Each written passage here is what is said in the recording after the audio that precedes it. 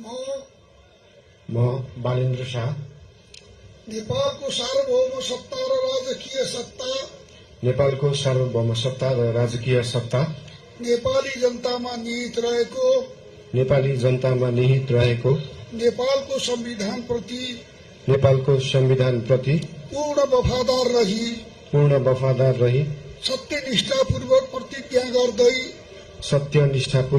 प्रतिज्ञा गर्दै ईश्वर देश र जनताको नाममा शपथ लिन्छु कि प्रधानमन्त्री पदको जिम्मेवारी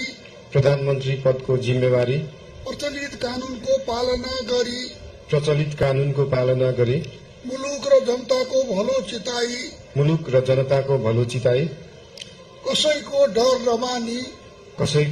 नमानी पक्षपात नगरी पूर्वाग्रह वा खराब भावना नलिई ईमानदारीका साथ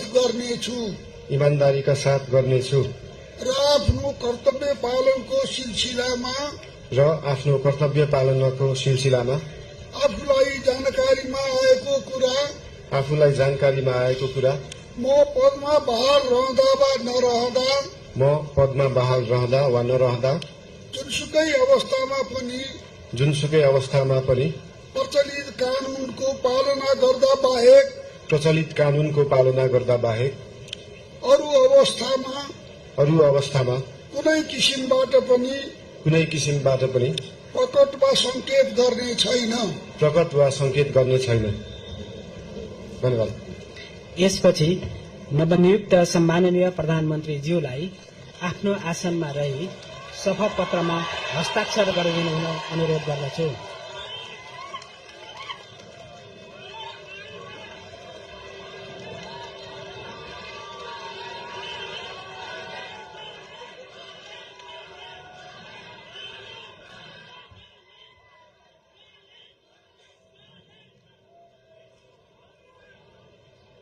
सम्माननीय प्रधानमन्त्री श्री बालेन्द्र शाहज्यूबाट प्रधानमन्त्री पद तथा गोपनीयताको शपथ लिने काम सम्पन्न भएको छ।